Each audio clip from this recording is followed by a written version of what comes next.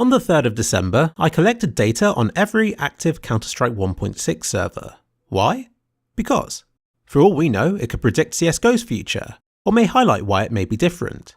Let's get the obvious out of the way.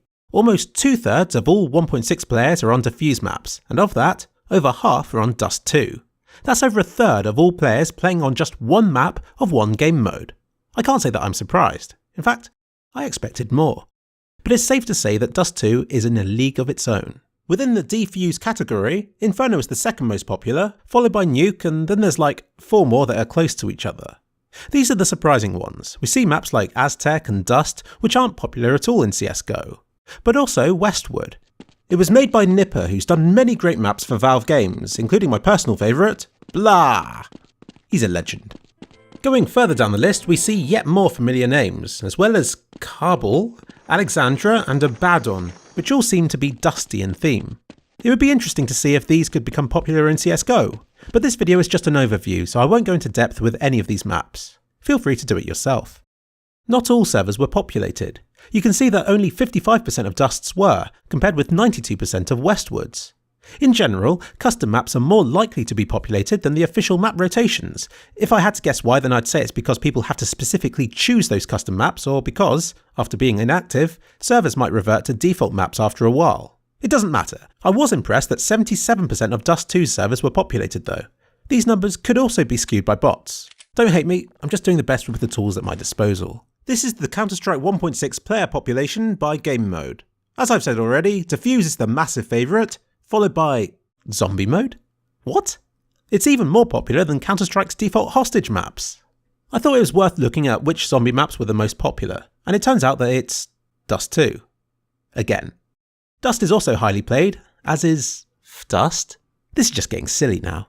I thought it was fascinating that there were 182 different zombie mode maps currently being hosted on servers, compared with just 159 for the far more popular Defuse mode. And the third most popular was Classic Hostage mode. Assault wins hands down. Italy is next, followed by Office. After Max, which I've never heard of before, Mansion, which I have, and Militia, which I wish I hadn't, this mode quickly loses popularity. The award for the least popular map goes to Back Alley, where only 4% of servers running it are actually being played on. That's even less than Havana's 6%. And although Fight Yard appears to be the 4th most popular mode, it should actually be Jail, since there are also over 600 people on JB maps.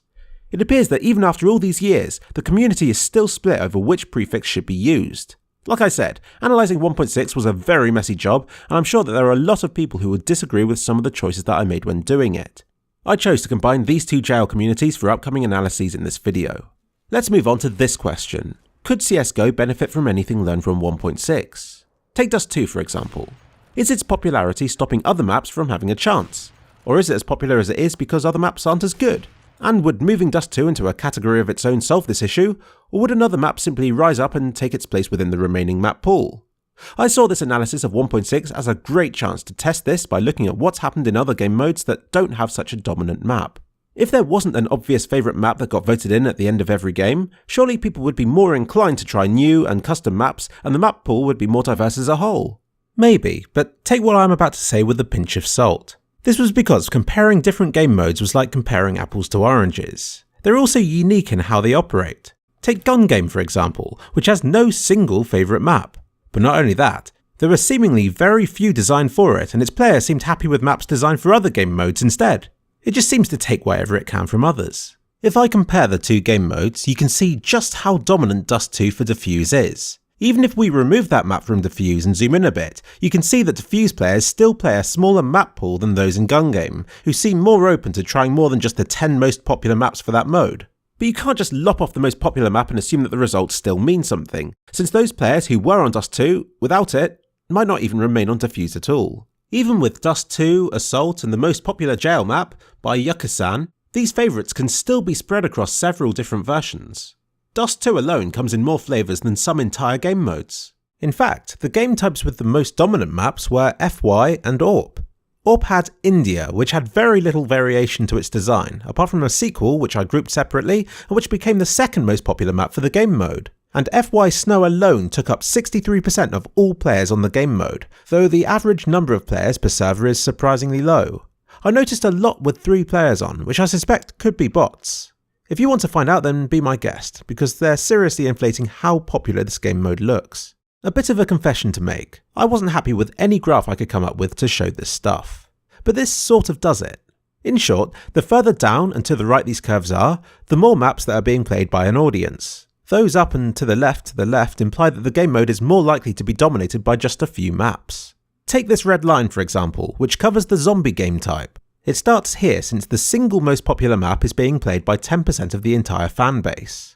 To cover half of all players, we have to include the 16 most popular maps, and finally, by the 149th most popular map, it has now included everybody. The opposite of zombie mode would be Fight Yard, which has fewer maps and over 90% are playing on just 4 of the most popular maps. It makes sense that the higher up these lines start, the more dominant the most popular map for the game mode is. And most of these results are pretty consistent. Modes with no single star map, like Zombie and Jail mode, also have the most variety being played. Makes sense to me. This doesn't necessarily mean that the maps for these modes are bad, it could just mean that the appeal of these modes is more about their unique gameplay and that part of the fun is playing it on new maps. On the other end of the spectrum you have FY and Hostage maps, where perhaps the maps require more time to master, so fewer are played. The most interesting has to be Gungame, which manages to have the least popular, most popular map, and yet still has less variety than the likes of Jail and Zombie mode. This suggests that Gungame's fanbase has a large number of regular maps that they like to play on. For the record, I play very few of these modes, so please let me know if I'm reading into something that isn't there. If you're a fan of Vsauce, you might have watched his Zipfs lore video, which says that almost everything you can imagine is governed by a strange rule, where the second most popular thing is half as popular as the first, the third one a third as popular, and so on. But does this apply to 1.6? I compared it to Counter-Strike's 8 largest game modes to find out. Now, I have 2 Zipfs lores. The infinite one is if there were infinite maps to compare it to, whereas the other one is just if there are the same number as in the game mode in question. Because of the limited nature of these game modes, the red line is more important than the blue, which is just there in case you're interested. Most game modes had one super popular map that is greater in comparison to the others than Zipfs lore would indicate, which ruins it all pretty quickly. And of course, since more are on the most popular map, there's less percent to share across the others, so the trail of this graph tends to underperform compared with the lore. This has definitely happened with Fight Yard. Its small map pool breaks the law pretty clearly. Jail and Death Run modes follow it most closely. The rest follow it to some extent, though I'm not that impressed with them. I conclude that since it varies so much per comparison, that Zipfs lore is just another way of showing that different game modes seem to favour different sized map pools. I think from this we can say that not every game mode needs a map as dominant as Dust2 in order to be successful, but perhaps some do benefit from having just a few dominant maps. But the more maps being made for a game mode, the more chance there is of a good one being made. As Valve, I feel that it was my responsibility to give these with potential a foothold, enough exposure to raise the good ones above the bad ones. At the moment we have operations to do this, and the ones that aren't featured don't stand a chance of taking off. Several times a year, a handful of maps are chosen and are given a decent chance to become fan favourites. But is this a viable replacement for the variety that a server browser can offer? Does it make it more or less fair? I think there are better solutions to be found. I propose officially introducing workshop maps into the game. I'm sure that we all have different ideas of how this could be done, but here's mine. Have a Dust2 option. It's earned a permanent place in the game. Maybe even keep the active map pool for Mirage, Cache, Inferno, and other long-time favourites and tournament choices. But replace Reserved with an ever-changing assortment of workshop maps, which are hosted on official servers. In this mode, at the end of every match, an option could appear for players to rate their experience on that map. Using some kind of elo system based on these ratings, the most popular ones could get hosted more regularly, and once they gain enough support could be upgraded to the active map pool for a more permanent placement. The difficulty is keeping this liquid enough to always give newer maps a chance, but also solid enough that maps on the list are given a decent chance before being displaced by others. I don't see this as my job to worry about. And why limit this approach to maps? Give official support to other game modes as well, perhaps in the form of an icon for every game type. Have a game mode of the day, and if people like it, they can add it to the favourites for quick and easy access whenever they want. This would all be a lot of work for CSGO developers to create and to maintain, and the game's doing well without it. If it ain't broke, don't fix it. But looking at the communities that 1.6 and CSS had, it seems a shame that these smaller communities have been hidden out of sight in CSGO, replaced by more mainstream game modes instead. Even going through and constructing this list, I encountered difficulties and made many assumptions, like assigning maps with a CSS prefix to the CS game mode. I found some maps with names like GG Lego Arena CS16C. I mean, what am I supposed to do with a name like that? I found remakes of newer maps, as well as references to modern things like Overpass and Skyfall. I found D Italy and FY Dust2. I felt like a complete noob for not understanding things that appeared common within certain sub-communities. Things like 32 and 2x2, which I suspect indicate player numbers, or LG, which appears to be a large gaming community. I felt like an explorer discovering a long-lost tribe.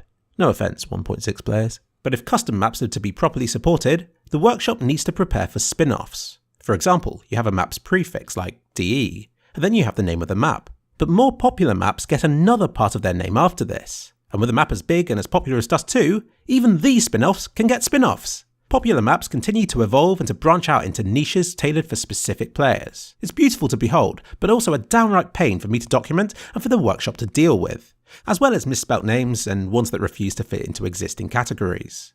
But rather than seeing this as a problem, we should see this as the thing that's nurtured and evolved a diverse and custom community in the first place.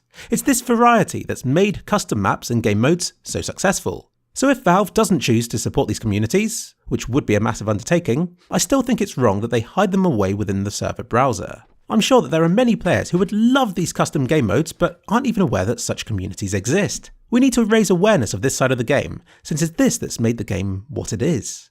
Counter-Strike itself was a mod for Half-Life. There will be a lot of mistakes with my findings. I captured all of these servers as quickly as I could, but some will no doubt be double counted if any started up or closed down as I was doing this. I did this at around 5 in the evening for me, meaning that Russian and Chinese servers make up a lot of the results. I'm sure that I've mistaken bots for real people, but getting hung up on these things would be missing the bigger picture. I hope that you found this research interesting. I've only scratched the surface of what we could learn from 1.6 and hope that others will carry on where this study has left off.